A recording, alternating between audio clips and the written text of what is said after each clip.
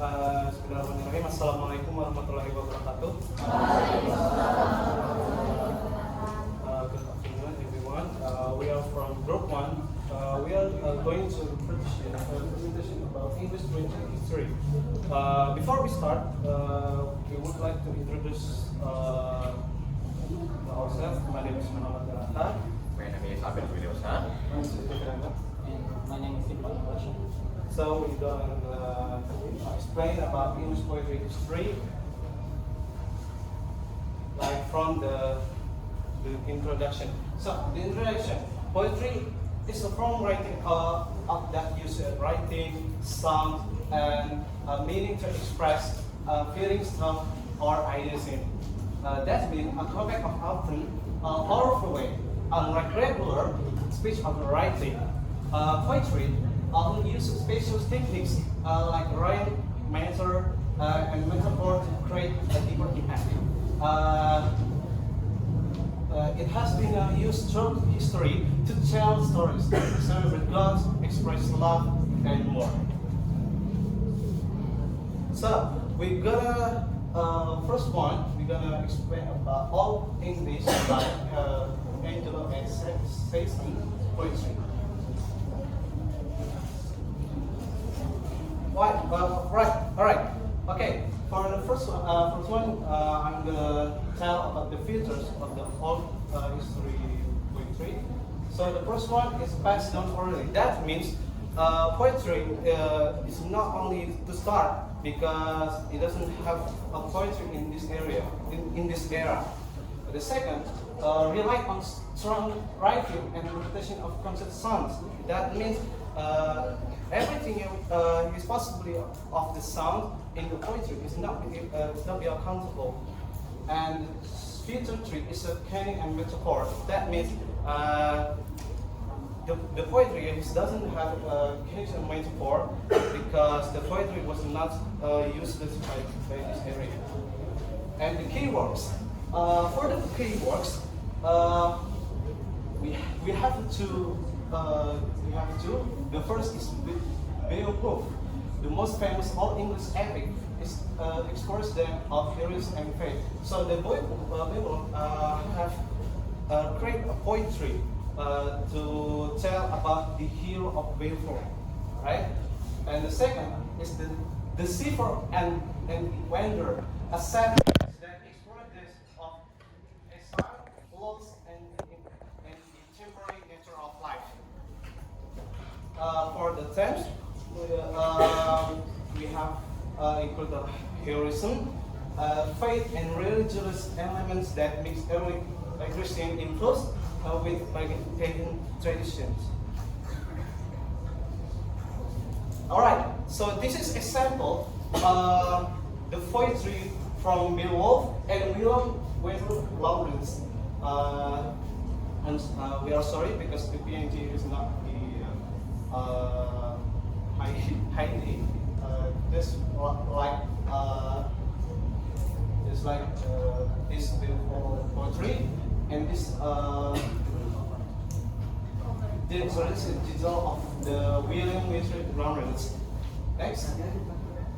So the two is Middle English poetry. This area become from 1066 and to 1,500. Sorry. All right. For the feeders is the normal concept from a strong French influence in English, marking the shift from Old English to Middle English because this poetry was delivered because the French was a come to the English and they want become from Old English to Middle English poetry. Next, poetry began to use rhyme and more regular meter. So the second one is poetry have more variety, more sound, and more regular meter. This was very mixable about the poetry. And the keywords. For the keywords, we have two. For the first one is the Canterbury Tales by Geoffrey Chaucer, a collection of stories told by pilgrims on their way to Canterbury. And the second one, Sir Gawain and the Green Knight, an example of the revival of alternative verbs. Alright, for the terms, we have include chivalry, country love, and more and religious question. Alright, so this is an example from Geoffrey Chaucer and Sir Gawain and the Green Knight. So this is an example of the poetry. So the next one is the Renaissance period from 1500 till 1660. So in this era, the England is they have been to taken back their territorial from the French. So in this same period, there are some features. The first one is the Renaissance brought a renewed interest in the classical learning and emphasizing potential of human achievement and beauty of the natural world. So in this period, they usually use humanism themes. So they many writing for social and human achievement. The second one is poets experimented with new forms. So they experimented with new forms of poetry. They put some new rhythm or some rhymes. The second one is keywords. William Shakespeare is famous not only for his plays but also for his sonnets. You can actually know William Shakespeare from his works, the sonnet 16, if I'm not mistaken. The second one is Edmund Spenser, a long allegorical poem praising Queen Elizabeth I and exploring themes of virtue and heroism. So the Edmund Spenser write many of poems that praising Queen Elizabeth I and many heroism. The third one is John Donne, a leader of the metaphysical poets. So John Donne is a writer of the metaphysical poets that also make many works of metaphysical poets. For the themes, usually this period use common themes include love in its various forms, nature, the passage of time, and deep question about life and death. So this is the work of William Shakespeare and Edmund Spenser. For William Shakespeare is sonnets, and Edmund Spenser use epithalamium.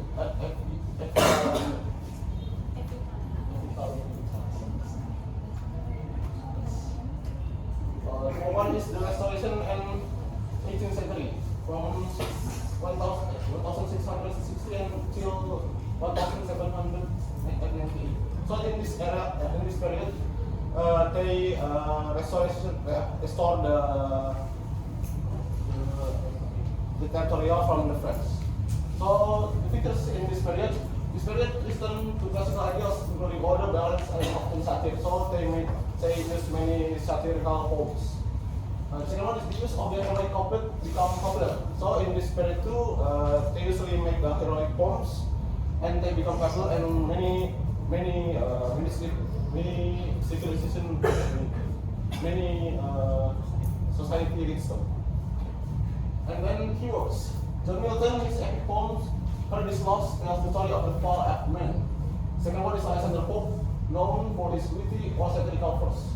The third one is Jonathan Swift. His verse also contains social and political issues. So in this period, many of the writers use satirical and political issues. And the themes is this period often deals with themes of social justice, morality, and humanism. And this is the work of John Milton and Alexander Pope. Alright, so we are in romantic poetry. Yes. Romantic poetry in after the Restoration, because they have won for against the French, and they finally found their peace. Next. Okay, the builders, the Romantic movement around election against the nationalism of the Enlightenment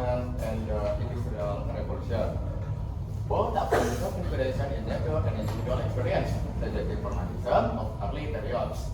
The next one, we have the keyword. William Woodford, a founding leader of Romanticism, and Samuel Taylor, known for his supernatural elements and vivid imagination. And then John is famous for his odes. And the theme, we usually for romantic portrait explore the of nature, individualism, how inspiring beauty of the natural world, emotion, a sense of sadness or nostalgia, because they finally found their peace and can make their own idea. Alright. Those two is the example from the keyword what we have because. Right, next. Alright, now Victorian poetry. Victorian poetry after the romantic poetry because they evolving. The industrials start to growing so rapidly and but they have found sites and it grows printing so fast. The Victorian era was marked by rapid industrialization and social change and a crisis of faith because they will only focus to the industrial and let them start to live the faith. And the poetry often dealt with the conflict between religion and science because they finally found their sides. They start to conflict with someone who have religion and made other argument. Alright, the third is keyword. After strong tension is poetry often expressive of loss, space, and emphasis of time. And the two is Robert Browning, known for his romantic monologues.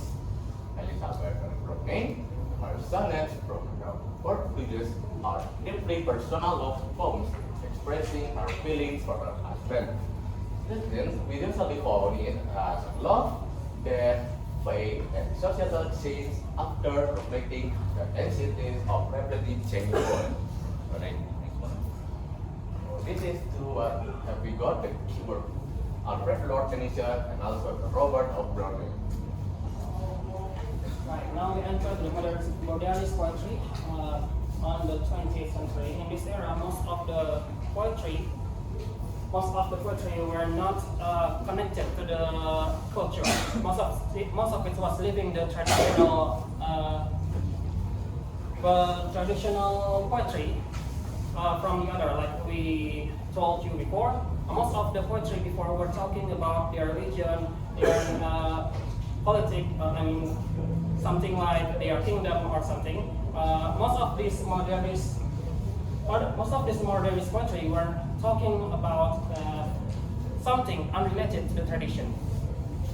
The future is modern, like I said before, it's rich with tradition, often experimenting with form, language, and content to reflect the complexity of the modern world. So it's like most of it are experiments. The person who write the poetry mostly are the person who have the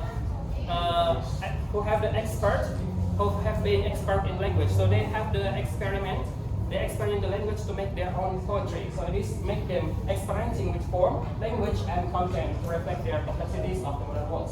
And also free verse became popular. This era, free verse became popular, allowing poets for flexibility in their expression. Most of this era, the poetry are free verse. So it's like it's flexible. It's up to the poetry writer. It's not on the rules of the before, like in the before era. It's mostly their own personal reflection. The keyword is like T.S. Eliot, W.B. Yeats, Ezra Pound. All of it's mostly talking about their personal reflection. They have their own opinion, like The Wasteland reflects a blend of Irish mythology, personal reflection, like I said, and political concerns. A central figure in the images movement, like that I say, images movement. They have their own opinion with their poetry in this era. The themes is modernist poetry often deals with the themes of alienation. Alienation is like something we don't know, but we make it like we know about it. Disillusionment, search for meaning in the fragmented worlds and chaos of modern life. It's talking about mostly the opinion and mostly radical opinion, like that.